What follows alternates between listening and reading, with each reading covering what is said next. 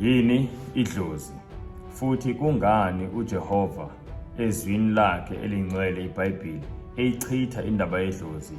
Kwincwadi kaDeuteronomy chapter 18 kusukela kuverse 10 uthi uJehova, makungafunyanwa kuwe umuntu odabulisa indodana yakhe noma indodakazi yakhe emlilweni, noma umbhuli, noma ohlola imihlola, noma owenza imilingo, noma umlumbi, noma owenza iziphonzo, noma obhula emadlozini, noma umthakathi, noma umlozikazane, ngokuba yilo nalowo ozenza lezi zinto uyisinengiso kuJehova.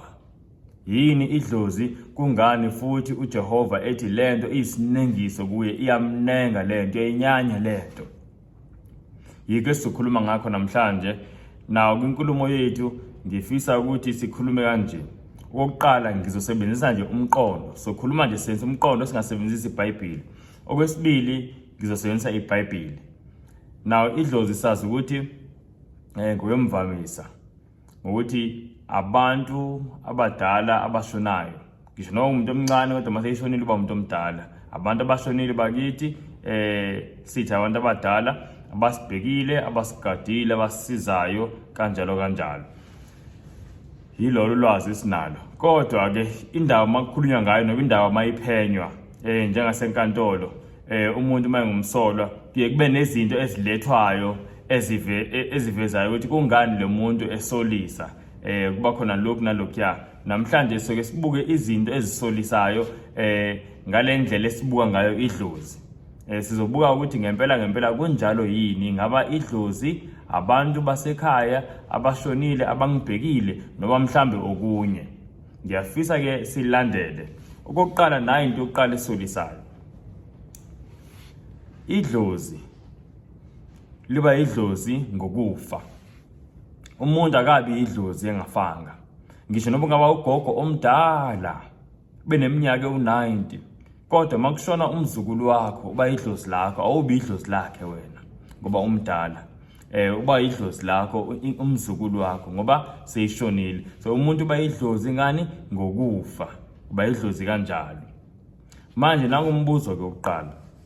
Ngesikhathi uNkulunkulu edala abantu bokuqala emhlabeni, ngoba uNkulunkulu mayedala wadala umuntu ophilayo. Phambi ukuthi umuntu ashone vele kumele aphile, noma awukholwa ukuthi abantu badalwe uNkulunkulu akunankinga, kodwa phambi ukuthi umuntu ashone kumele aqale yenze njani? Aphile. Siyayizwa leyo nto, akekho umuntu oqale ashona bese yaphila. Okusho ukuthi ke kukhona isikhathi lapho kwakuphila khona abantu lingekho idlozi. Siyayizwa leyo nto, ngoba phela ngesikhathi kuphila abantu bokuqala badalwe uNkulunkulu kungashoni umuntu, lalikuphi idlozi? Alikho, ngoba kashoni umuntu. Labo bantu ke babephila ngaleso sikhathi ngashoni umuntu, babekhuleka kubani? Mabecela bacela kubani? Mabebonga babonga kubani? Babonga kuNkulunkulu, bengamxubi nalutho ngoba akakashoni umuntu. Ngilandeleke, bazala izingane, bazifundisa ukucela kubani? Bazifundisa ukukhuleka kubani? Bazifundisa ukubonga kubani? kuNkulunkulu, bengamxubi nalutho. Nezingane nazo zizala izingane, akashoni umuntu. Kuyaqhubeka nje kanjalo, bafundisa ukuthi kucela kubani, kubonge kubani, kukhuleke kubani? kuNkulunkulu.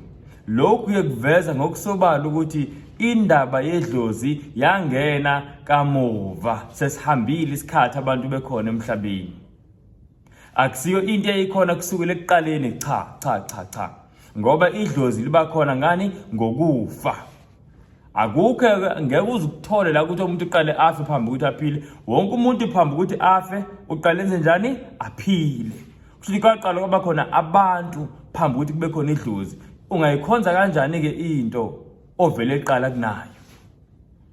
Umbuzo nensolo yokuqala le into esolisayo leyo yokuqala. Okwesibili nakho ngizothi mhlawumbe okwesibili isimilo sedlozi. Ugogo uyaphila. Ugogo mayephila uyangithanda. Akakaze angishaye ngesagila, akakaze angishaye ngisho nangesitswebhu. Kodwa ugogo mase ishona eba idlozi. Ugogo uyakwazi ukuthi ngigule ngize ngisondele ekufeni ngibe semngceleni wethuna ngempela. Ngithi mhlambe mangiyobhula ngizwe ukuthi cha ngigula nje kanje ingoba ugogo uthukuthele. Angimbonganga ngesikhathi ngiqala ukusebenza mhlambe. Sayizwe leyo nto. Noma ngishonelwe ingane ngimangale, ngishonelwe yesibili ngimangale, mangiyobhula kuthi cha ugogo ufisa ukuthi ngenze umsebenzi kanje nakanje, noba ugogo ufisa ukuthi ngibe isangoma. Sekuzwa lokho. Ugogo njalo makunento emthukuthelisayo ngibona ngesihlungu nje sente engehlelayo. Ngesinye isikhathi ngikhuluma lapho ngezinto ezike zenzeke cha hayi kimi ukuthi nje okunye yize kwenzekile. Angifisi ukuthi ngiveze amagama abantu ngoba abanye mhlambe lo lihlelo bazolibuka. Kodwa kuningi okunjalo uthothi ugogo noba umkhulu noba nje abantu abadala benze ubuhlungu yabona komunye umuzi kwenziwa itiye. Makuqeda kwenziwa itiye ingane yayikhunga. Ingane maqeda kuyikhunga ugogo seyiphuka iqolo uyaginqa ke waleni abahlephuka iqolo. Kuthi kungcatshwa lo oyikhungile lo nomunye usesibhedlela. Makukhulunywa ukuthi inkinga yikephi isemsamo yidlozi lithukuthele. Umuphi umzalo ngathi mayekuthukuthelele avele athathe ingane yakho ayifasa intambo ayilengise. Umuphi umzalo ngathi mayekuthukuthelele awazi nokuthi njalo awazi ukuthi ukuthukuthelele ngani. Kusamele uqale uyobuza kodwa sewuthola intukuthelo ungakazi.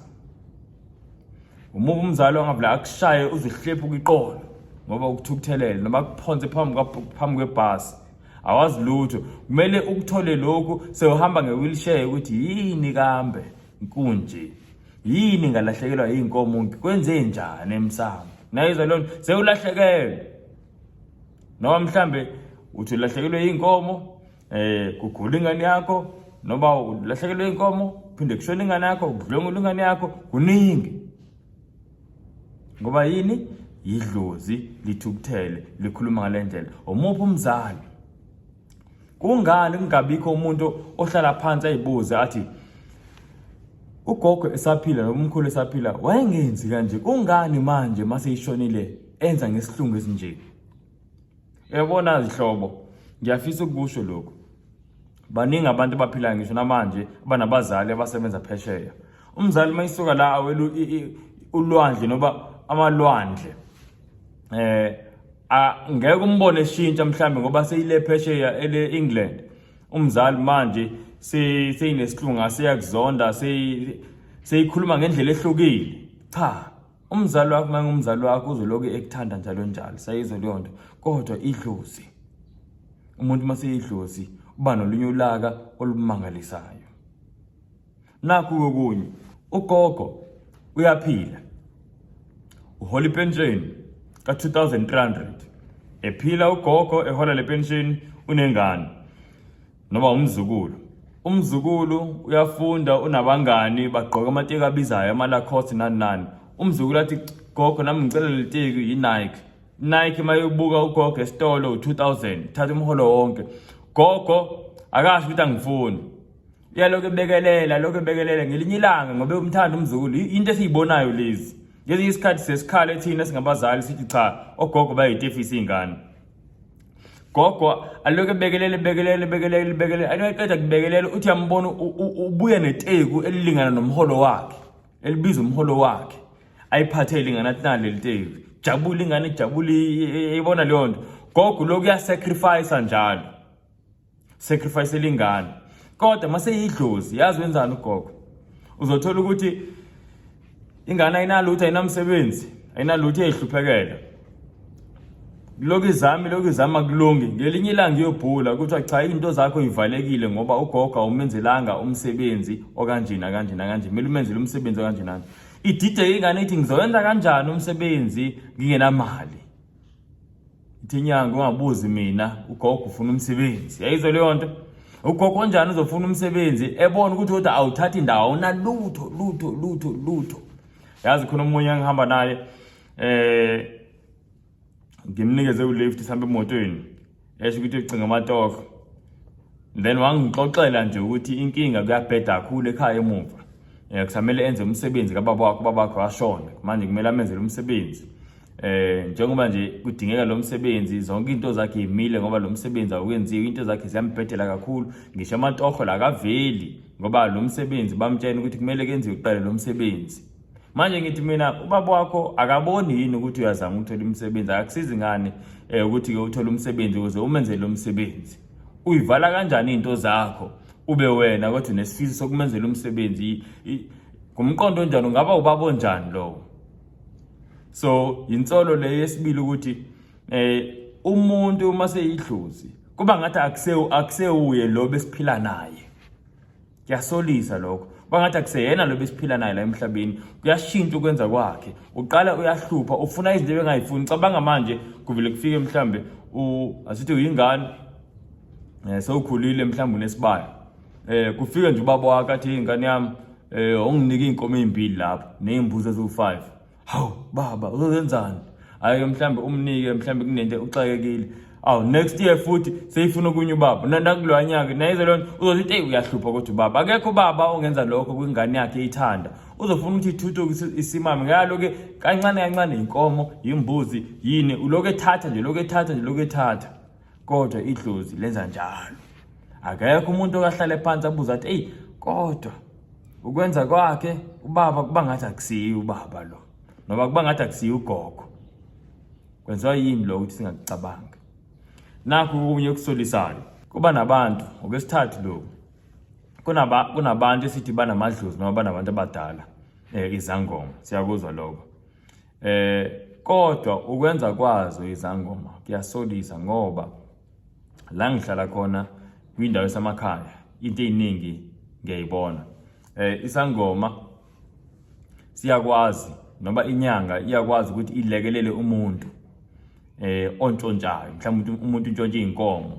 umuthi awuthole enyangeni le nyanga isebenza ngabantu abadala sayizwa leyo nto abantu abadala bayipha amandla le nyanga ukuthi inikeze umuntu umuthi okugangela abantu abadala banjani lawo ngoba bonke abantu abadala manje ngisho bephila noma ungababutha bonke abantu abadala abaphilayo bakini uthi webomkhulu nomalume ngisenesifiso yazi sokuthi ke ngiqale nje umntshontsha nje ngitshontshela abantu manje ke ningisize ke ukuthi ngingabaqeda kanjani nje abantu nje ngibantshontshe abantu abadala bayakukhuza nje usayibeka bathi hawu yini lo ikhulumayo ungazosibhedisa wena yabo bayakukhuza nje kodwa abantu abadala mase bengene enyangeni kufika umuntu uzofuna usizo lokuntshontsha abantu abadala nje bayamlekelela balekelele nobulalayo bamlekelele kanjalo nakanjalo kwenziwa yini lokho kungani singasoli ukuthi hey kodwa abantu abadala besaphila bebengakwenzi mani lokho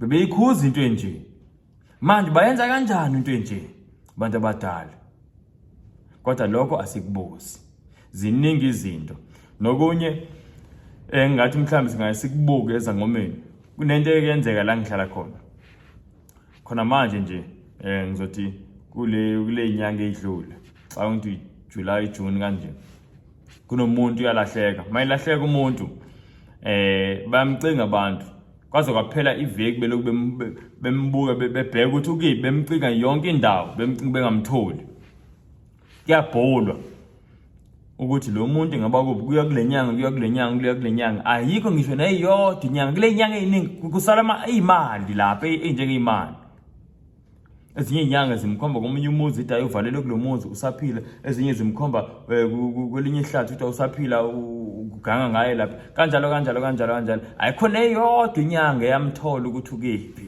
umuntu bathi abantu kuphume abantu bomphakathi bemcinga bamthola ewile eweni wahliphuka intaba umuntu ayihambele eyiphuzele ebusuku kwakusaziwa vele emndeni ukuthi uphuzile lo muntu wawa eweni wahliphuka intamo washona kabuhlungu sayizwa leyo nto khona iyodwa inyanga nayo into engayibuza ukuthi akhona iyodwa inyanga zala endaweni noba ke akusezona zala endaweni kodwa azikho sekudeni kakhulu nala endaweni uyagibela nje itekisi uyifice inyanga azikwazi ukuthola into eyenzeke la eduze kangaka kodwa kumele siyithembe ngezinto zakudala uzobhula into yakudala ukuthi kunesikhwama sikakhokho esingathathwanga manje ngenxa yalesikhwama konakela izinto kodwa into eyenzeke la kuleli viki akayiboni. Bakhomba umuntu kwimizi kwacishe kwaxabana abantu. Ngoba manje sebethi abantu cha kumele siyombheka lo muntu kule mizi akhonjwa kuyo. Nayizwe leyo nto.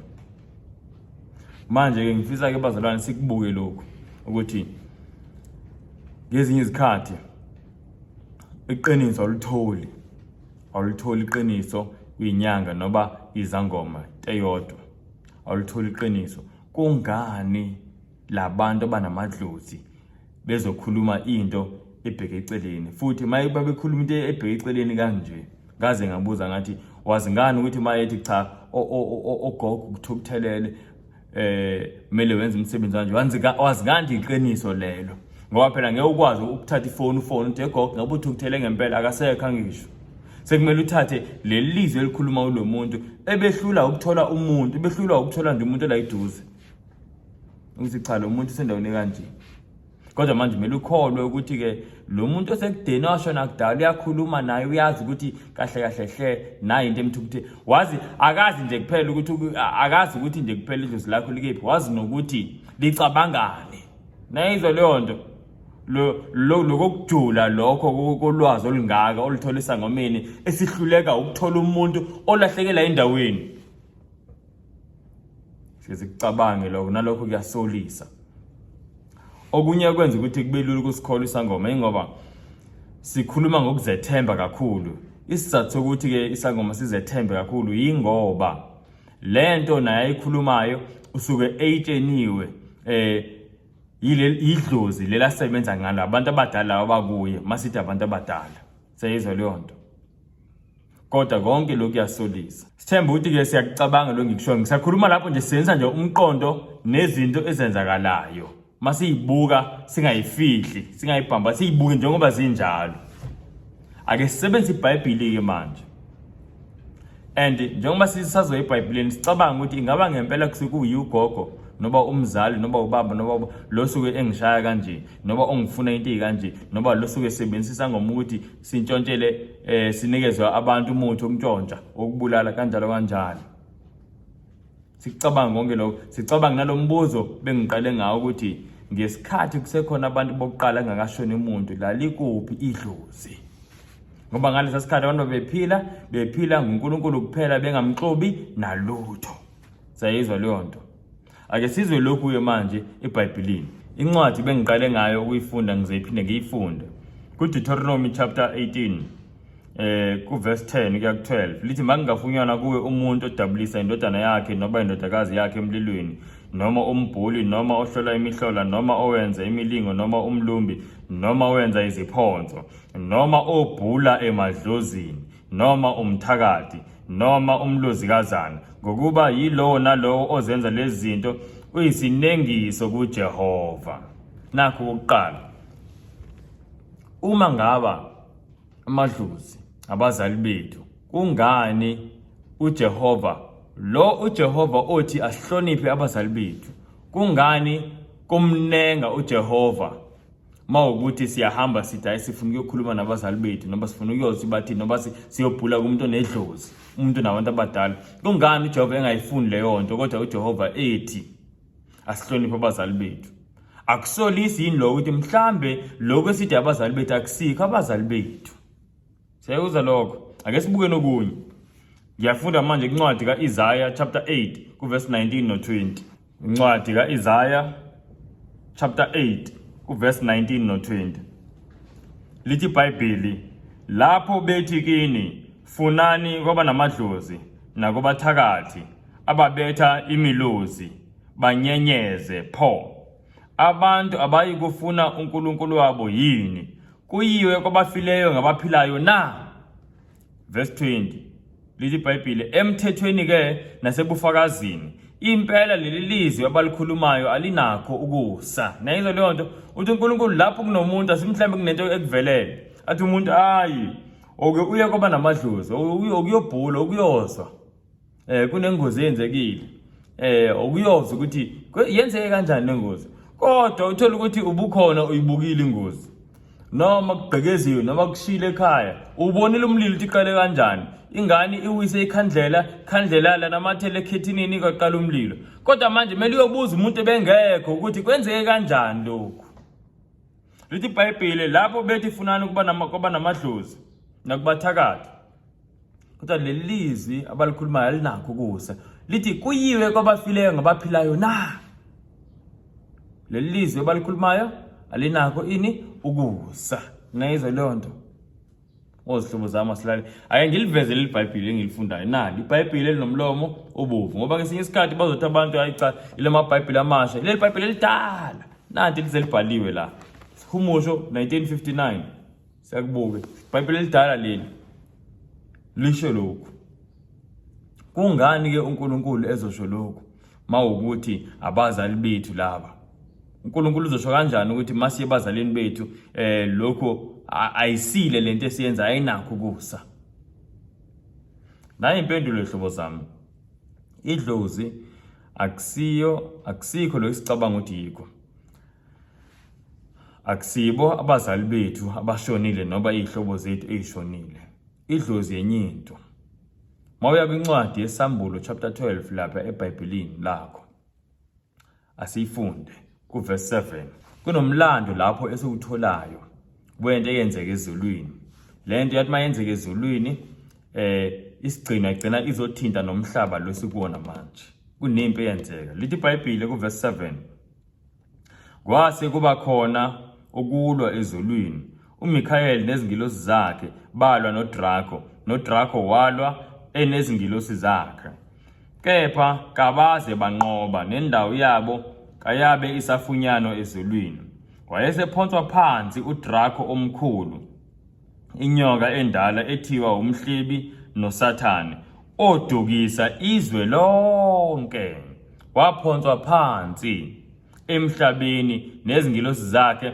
zaphonswa kanye naye siyakuzwa lokho bazalwane kuthiwa kakunempi ezulwini kulempi nguJesu ngala nengilosi zakhe ngala uDrako nengilosi zakhe uDrako kuthiwa akanqobanga wehluleka waphonswa phansi nengilosi zakhe sayizwe leyo nto indawo yakhe yaba safunyano ezulwini waphonswa phansi nengilosi zakhe le ngilosi ke zikaDrako uDrako siyatshela ukuthi umhlebi uSathane inyoka endala le ngilosi zakhe uSathane yizo lezi esizibiza ukuthi ngamadimoni siyakuzwa lokho yizo le ngilosi eziya kumndeni nomndeni mawufunda la iBhayibheli siyatshelwa ukuthi ziningi ngendlela emangalisayo amamiliyoni namabhiliyoni yizo le ngilosi eziya kumndeni nomndeni ingilosi lezi zikaSathane zizenze omkhulu bethu siyizwa leyo nto zizenze ogogo bethu balele emathuneni ingaka ngisho masingcwaba sithi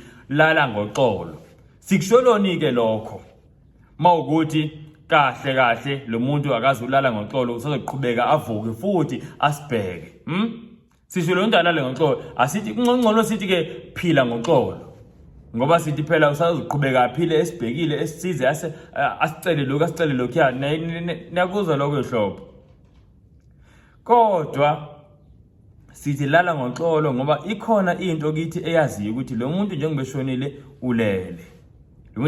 ulele kube sekufika le ingilosi lezi zizenze abantu bakithi zizuzani ke zona mazizenza abantu bakithi nakho ezikuzuzayo uSathane ngesikhathi esezulwini into eyenza ukuthi akhishwe ezulwini ngoba wayefisa ukukhonzwa njengoNkulunkulu siyakuzwa lokho siyakuthola kwezinye indawo eBhayibhelini nasikufunda namhlanje kodwa ngifuna sazi ukuthi wayefuna ukukhonzwa la emhlabeni indlela uJehova wayekhonzwa ngayo ekuqaleni mawuqala incwadi kaGenesis phambi ukuthi kufike uJesu emhlabeni indlela uJehova wayekhonzwa ngayo wayehlatshelwa sayizwe leyo nto kwakuhlatshwa inkomo nezimvu nezimbuzi kukhonzwa kuhlatshelwa bani uJehova manje njengoba lo uSathane ela emhlabeni manje waphozela emhlabeni lisho kanjalo iBhayibheli naye ufuna ukukhonzwa uJehova ukhonzwa kanjani emhlabeni uyahlatshelwa wathi naye angithola indlela engizokwenza ukuthi abantu bangihlabele ngayo yingakho yonke into emahluzini uzothola ukuthi noma kwenze njani kumele kukhona kodwa ukuhlaba okumele ukwenze khona ukuhlaba okumele ukwenze yazi ngeke ngakhuluma nomunye. Le ndaba engikhuluma ngayo izihlobo indaba ngayiphenye isikhathi eside ngokukhuluma nabantu nokubuka into ezenzakele ngisho nakimi. Ngakhuluma nomunye inyanga ngeke ngilisho igama lakhe mhlamba ngayibuka lento. Sasikhuluma kodwa semngcwabeni ngoba kushone umuntu omusha eloku ehambisa izinyanga kanti lo muntu egcineni uzoshona engasizakali bamkhipha esibhedlela abakubo bemhambisa nje izinyanga. Sikhuluma ke nenyanga enye lapha ngithi yazi inkinga ngalisho igama lakhe. Ngithi inkinga yini ukuthi oqala angazi aninawo. Okwesibili aninawo ushukela. Ngeke usho ukuthi umuntu mayizobhula ukuthi hayi cha lokho ayikho nje inkinga uphethwe nje ushukela. I-BP aninayo. Ngeke usho uphethwe i-BP. Then isho ukuthi umuntu uphethwe ingculazi aninayo. Zonke lezi zinto azikho. Ngeke uyithole enyangeni ukuthi cha lo ushukela nje lokho i-BP nje lokho ingculazi nje kanjani. Kodwa umuntu uthola ukuthi uyafa ubulawa yilento le. Uloku ezulisa ehlatshela kanjani agcine umuntu eshona. Siyakuzwa lokho. Kungani uSathane enza leyo nto? Njengoba ngisho ukuthi idlozi akusiyo abazali bethu abantu abadala. Umuntu omdala ngeke ayenze leyo nto. Mawuthi umuntu omdala ngempela onothando uzothi cha lokho asikwazi noma cha lokho siyakubona ngoba sesibona ngehlo elibanzi libona konke. Lo muntu unoshukela sayizwa leyo nto babe kuthiwa ngempela abantu abadala ngeba akekho umuntu oyenyangeni aye kwenye inyanga ekugcineni ashone seyihamba inyanga ezingaka. Kanti abantu abadala laba abanothando njengoba abantu abadala benothando ngeke kwenzeki lokho. Kodwa lokushona lokhu nalesihlungu nalamanga babuye bawaqambe labantu abasebenza abantu abadala nalokuthi banikeze abantu imithi yokuganga kuveza ngokusobala ukuthi akusiba abantu abadala laba uSathane nengilosi zakhe. Lento iyayiveza nje ngokusobala kodwa angazi ukuthi yini eyenza ukuthi sisitheke sije abantu abadala bakithi. uSathane nengilosi zakhe beza kithi bazenza abantu abadala ukuze sibahlabele. Sikhumbule ukuthi into eyasusa uSathane yamuyisa uSathane ezulwini wayefisa ini ukukhonzwa. Wayefisa ukukhonzwa. Manje uza kithi okungathi ungabantu bakithi abadala uyazi ukuthi mangeke aze athi hayi nguSathane ngikhonzeni akekho umuntu angamkhonza akekho umuntu angamhlabela uSathane. Kodwa mayethi ngukhokho wakho umkhulu wakho ngihlabele ngiyagodola ngilambile ngifuna itiye. Kanti umuntu oseyishonile angeke abuye ashone kwesibili. Manje mayigodola uhlushwa yini ngoba ngeke ashone amakhaza ngeke ambulale. Maye ulamba kanjani ufuna kanjani itiye konke nje lokho imkhuba le ekaSathane ukuthi simkhonze ngoba into ayifunayo ephambili ukuthi ufuna ukukhonzwa njengoba uNkulunkulu ekhonzwa ihlobo. Manje ngithi asiqwashe ingakho njengoba ngisho ukuthi idlozi yingilosi ezawayo. Ingakho uzothola ukuthi elinye igama ledlozi yini izithunywa. Sayizwa leyo nto ingilosi yini isithunywa. Siyakubuka lokho ingilosi izithombe zengilosi lezi nizibonayo. Khona ingilosi ezilungile zikaNkulunkulu bese kuba khona ingilosi ezawayo. Siyakuzwa lokho. uSathane nengilosi zakhe bazenza abantu bakithi abashonayo ngoba uSathane ufuna ukukhonzwa, ufuna ukukhothamelwa, ufuna ukulalelwa, kodwa futhi ufuna ukubulala, ufuna ukuxabanisa. Ingakho njalo makubhulwa kuba khona ukuxabana okukhona. Kwisifundo esilandelayo sizofunda ukuthi mawukuthi labantu abashonile akusibo labe sithi yidlozi baphi ke labo abantu abashonile bakithi. So sazobuka nalokho. Kodwa nali ivesi lokugcina engivela silibuke elikubeka ngokusobala ukuthi mawuhlabela idlozi kahle kahle usuku uhlabela amadimoni ungahlabeli umuntu wakini oyilalele. Siyakuzwa lokho asizi. Kuba seKorinte bokuqala esahluko u10 ivesi u20. Kuba seKorinte bokuqala sahluko u10 ivesi u20 lithi kodwa ngithi lokho okuhlatshwa abezizwe bakuhlabela amadimoni kabakuhlabeli uNkulunkulu. Kepha angithandi ukuba nibe nenhlanganyelo namadimoni. Nakuzwa lokho lana umpostoli Paul ukhuluma abantu behlabela izithombe Iy'thombe ke lezi zabezizwe kwakungamadlozi wabo. Uthola mhlawumbe makushona umkhulu sizohlabela umkhulu kodwa sizokhanda nesithombe sakhe. Sayizwa leyo nto. Manje uthi umpostoli Paul lana eqhutshwa umoya engcwele nayo into ayikhulumayo uthi lokhu kahle kahle abakuhlabayo bathi bakuhlabela iy'thombe, abakuhlabela iy'thombe futhi abakuhlabela uNkulunkulu, bakuhlabela ini? Amadimoni. Bakuhlabela amadimoni. Akasho ukuthi bakuhlabela abantu bakubo abalele noma abantu bakubo abangale ngaphesheya. Cha, iBhayibheli alisho kanjalo. Lonke alisho. Ayikho indawo eBhayibhelini egunyaza ukukhonzwa kwamadlozi. Kodwa ke hlobo nali lokugcina umuntu omunye uzothi ngenze njani pho? Bengazi ukuthi mina ukuhlabela amadlozi kuyasiza, bengizivikela ngakho, ngiyiqinisa ngakho nanani. Ngenze njani pho manje mawuthi asingahlabeli amadlozi? Amadlozi akusiyo abantu abadala bakithi abalele noba abashonile. Ngenze njani? Ihlobo zami, indlela yokuphepha iyodwa, nguJesu kuphela, negazi futhi lilodwa elisusa wonke amacala, elisusa wonke amabhadi. Lilodwa futhi igazi eliletha zonke iy'nhlahla, igazi kuphela elikaJesu. Ngokukhuleka nje kuphela. uJesu wahlatshwa kanye. Mase ufuna igazi lakhe lisebenze empilweni yakho, selisebenza ngokuthi ukhuleke, ukhulume noJesu. Khuleke uNkulunkulu, khuleke ngegama likaJesu. Uyosizwa igazi likaJesu kuphela. Ngiyanixwayisa ke hlobo, ake sicabangeni ngakho konke lokhu. Angisho ukuthi umuntu okhonza amadlozi ngiyamzonda, cha, nginabangani, nginey'hlobo bayikhonzela amadlozi, kodwa ngithi nje namhlanje sibuka ini? Iqiniso. Nokunye ngikushoyo ukuthi mawukhonza amadlozi yazi kodwa ukuthi iBhayibheli lokho liyakuphikisa. Manje abanye ke abazalwane abakhonza amadlozi kumele bakhethe ukuthi ingaba sizokhetha uJesu negazi lakhe noma sizokhetha amadlozi. Kodwa akuqhubeki, akuhlangani, ngoba nali iBhayibheli liyakuphikisa lokho. Bengifunda lona iBhayibheli. uNkulunkulu ke asisize izihlobo zami masakucabanga lokho.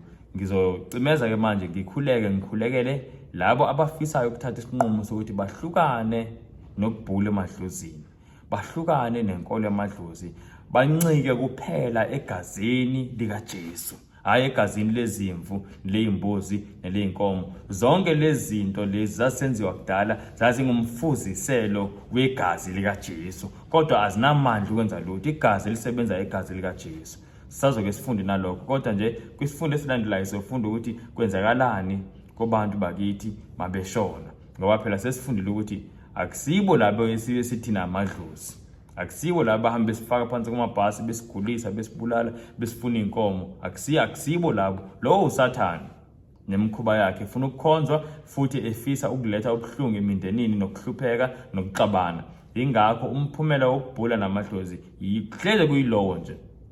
Kuyaxatshwana, kuyahlatshwa, uyalahlekelwa imali, yonke leyo nto. Asike ngikhulekele abafisayo, abangafisi sebengavala bacishe ivideo. uNkulunkulu nomusa nothando olujule kakhulu ngegama likaJesu.